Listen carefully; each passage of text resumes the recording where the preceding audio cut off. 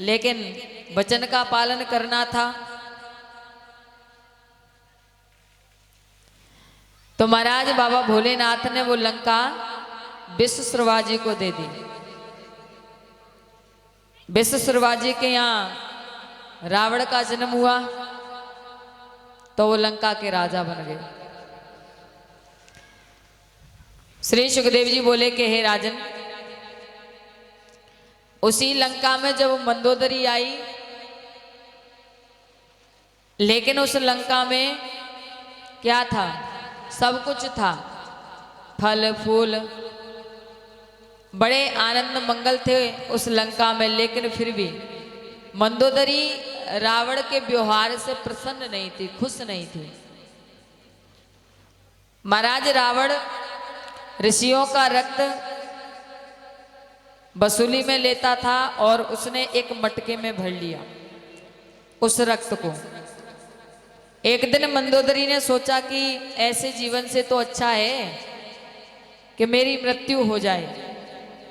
आज ऐसा विचार कर मंदोदरी ने उस रक्त को पी लिया। उसने सोचा कि इसमें विष भरा रखा है, लेकिन उसमें विष नहीं था, ऋषियों का रक्त था। मंदोदरी ने विष समझ करके रक्त पी लिया, जिस कारण मंदोदरी गर्भवती हो गई।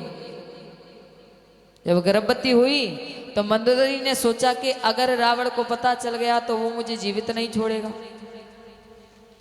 इसलिए ऐसा विचार कर मंदोदरी ने उस गर्भ को निकाल करके मिथिलापुरी की पृथ्वी में ले जा करके गाड़ दिया। महाराज उसके प्रभाव से मिथिला नगरी में हलचल मच गई, अकाल पड़ गया।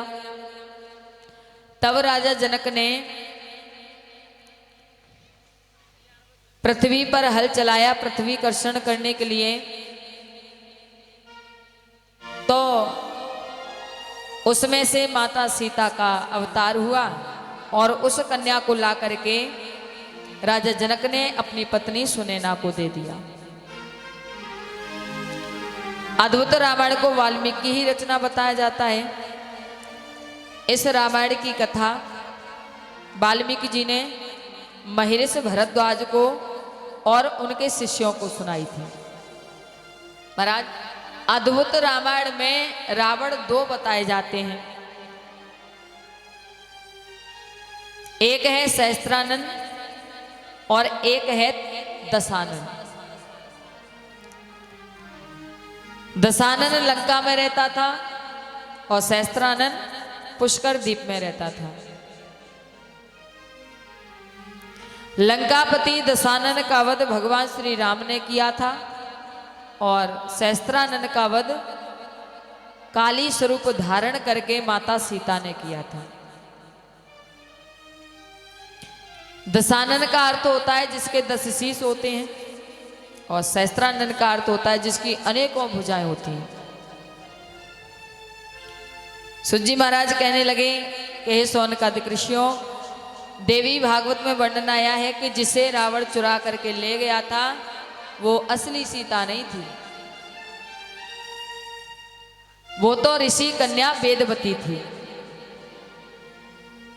महाराज जिसने भगवान की तपस्या कर उनको पति स्वरूप में पाना चाहती थी, लेकिन श्री हरि नारायण ने कहा था कि हे वेदवती, तुम मेरी साक्षात पत्नी तो नहीं बन सकती, लेकिन तुम मेरी पत्नी के नाम से सारे संसार में प्रसिद्ध हो जाओगी, विख्यात हो जाओगी।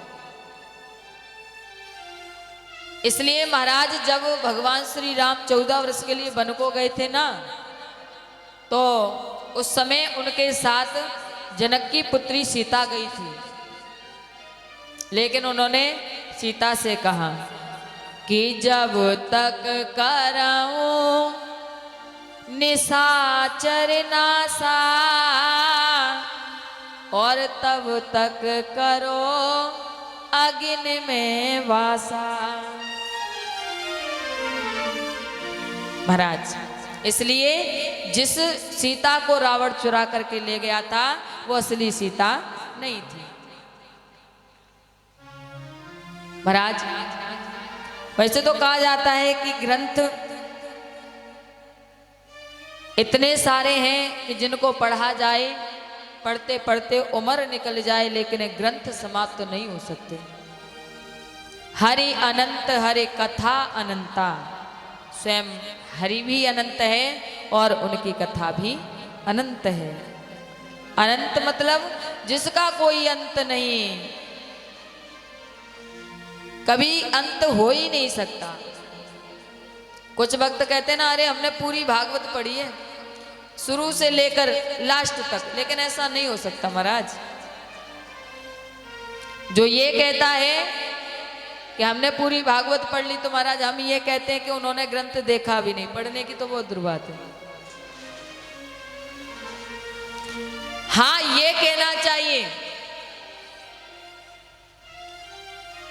कि अभी तो हमारी शुरुआत है। हाँ, प्रभु जी की कृपा होगी तो धीरे धीरे शायद हो सकता है, लेकिन होगा नहीं, क्योंकि हनुमान जी भगवान श्री राम के कितने बड़े भक्त थे। पूरी रामायण उनको याद नहीं हुई। जब महाराज उनको याद नहीं हुई तो हम क्या हैं?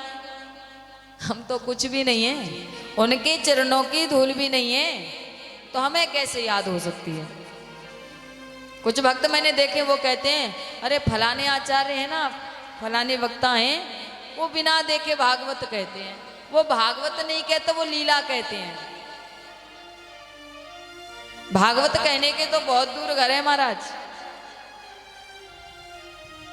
भागवत कहने के लिए सुखदेव जैसा वक्ता बनना पड़ेगा। और आज के इस संसार में हम ये नहीं कहते कि है नहीं, होंगे। तो हर ग्रंथ का लेख, जिस ग्रंथ को आप उठा लीजिए, हर ग्रंथ में अलग अलग तरीके से भगवान की कथाओं का वर्णन किया गया है। श्री सुखदेव जी बोले कि हे राजन, अब 24 रामायण हैं। अब उन 24 रामायणों को पढ़ेंगे तो महाराज विचार कीजिए कितना समय लगेगा। बहुत समय लग जाएगा। लेकिन कुछ जो महत्वपूर्ण बातें हैं, पूरी रामायण तो हम भी नहीं सुना सकते आपको, पूरी भागवत हम भी नहीं सुना सकते आपको, क्योंकि पूरी भागवत सुनने के लिए तो पूरा जीवन चाहिए, तब सुन पाएंगे। महाराज, रामायण में सीता जी का अवतार कई प्रकार से बताया गया। श्री सुखदेव जी बोले कि हे राजन, लेकिन जो सीता जी का अवतार हुआ, कौन से दिन हुआ, कौन सी तिथि में हुआ, ये हम आपको अवश्य बता सकते हैं। बाबा भोलेनाथ कहने लगे कि हे देवी, माता सीता का अवतार जिस समय हुआ, उस समय बैसाख का महीना चल रहा था। शुक्ल पक्ष की नवमी थी, दिन मंगलवार था और पुष्य नक्षत्र था। इस दिन राजा जनक जी ने पृथ्वी कर्षण करने के लिए पृथ्वी पर हल चलाया था और उसी से माता सीता का अवतार हुआ। महाराज, आज उन्हीं माता सीता का स्वयंवर मिथिलापुरी में होने के लिए जा रहा है। इधर में विश्वामित्र जी ने राम लक्ष्मण को बगिया में भेजा फूल लेने के लिए, और इधर में माता सीता अपनी सखियों के साथ कात्यायनी मैया का पूजन करने के लिए चल देती हैं। श्री सुखदेव जी बोले कि हे राजन, आज माता सीता गिरजा मैया का पूजन करने के लिए पहुंची, लेकिन मार्ग में उनकी एक सखी उनसे बिछड़ गई और कहां पहुंच गई? जहां पर भगवान श्री राम फूल तोड़ रहे थे लक्ष्मण जी के साथ। जब उस सखी ने राम को देखा तो वो देखती रह गई और दौड़ करके सीता जी के पास आई। कही बहन सखी, आज मैंने बगिया में 2 राजकुमारों को देखा है और बहन वो राजकुमार बड़े सुंदर हैं। खींच करके ले गई सीता जी को। सीता जी ने जैसे ही राम जी को देखा और जैसे ही राम जी ने सीता जी को देखा तो दोनों एक दूसरे को देखते रह गए। महाराज उसी समय माता सीता ने ये मन में प्रतिज्ञा की, मैं इन्हीं को अपना पति मानूंगी, पति बनाऊंगी। भगवान श्री राम ने भी मन में ये संकल्प कर लिया। महाराज लक्ष्मण जी कहने लगे, भैया बहुत देर हो गई, गुरुजी इंतजार करते होंगे, चलो। महाराज ध्यान भंग हुआ। सीता जी गिरजा पूजन करने के लिए चली गई और भगवान श्री राम लक्ष्मण के साथ गुरुजी के पास चले गए। गुरुजी ने भगवान का पूजन किया। पूजन करने के बाद वो राम और लक्ष्मण को लेकर के राजा जनक के दरबार में पहुंच जाते हैं, जहां पर सीता जी का स्वयंवर होने के लिए जा रहा था। बड़े बड़े राजा महाराजा विराजमान है सीता स्वयंवर में। राजा जनक ने घोषणा की, कहा कि जो राजा इस धनुष को तोड़ देगा उसी के साथ मैं अपनी पुत्री का विवाह करूंगा। एक एक करके राजा आए, लेकिन धनुष को उठाने की तो बहुत दूर बात रही, महाराज हिला भी ना सके। सभी राजाओं ने अपना अपना बल उस धनुष के ऊपर आजमाया, लेकिन कोई भी राजा उस धनुष को हिला भी नहीं पाया। तब राजा जनक को बड़ा दुख हुआ, मन में सोचने लगे कि मुझे क्या पता था कि आज इस पृथ्वी पर कोई क्षत्रिय वीर नहीं रहा। अगर मुझे पता होता कि ये पृथ्वी क्षत्रियों से विहीन हो गई है तो मैं ऐसा संकल्प कभी नहीं करता। महाराज राजा जनक बड़े दुखी हो गए, राजाओं को ललकारने लगे। उसी सभा में राम और लक्ष्मण बैठे हैं, विश्वामित्र जी भी बैठे हैं। राम जी ने कुछ नहीं कहा, गुरु जी ने भी कुछ नहीं कहा, लेकिन लक्ष्मण खड़े हो गए,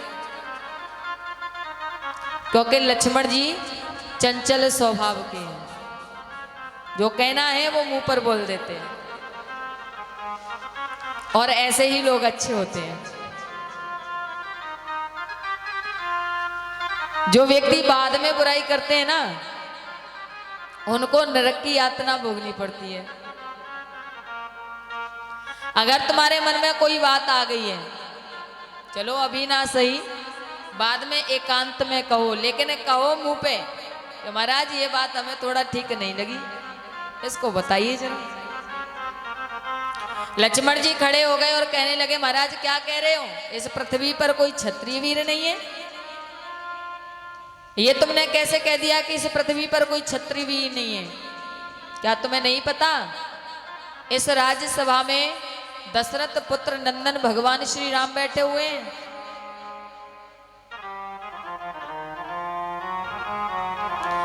भगवान श्री राम बार बार कहते, लक्ष्मण बैठ जाओ, कुछ मत कहो।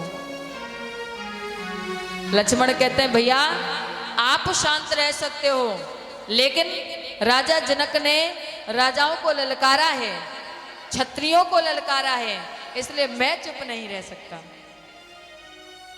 क्योंकि हम क्षत्रिय राजा हैं। महाराज लक्ष्मण जी ने बहुत कुछ कहा, तब गुरुजी कहते हैं, लक्ष्मण बैठ जाओ। ठीक है, राजा जनक से गलती हो गई, उन्होंने क्षत्रिय राजाओं को ललकार दिया, कोई बात नहीं, बैठ जाओ। लक्ष्मण जी बैठ गए। उसके बाद गुरुजी ने राम को आज्ञा दी और कहा, हे राम, कि ओठा हो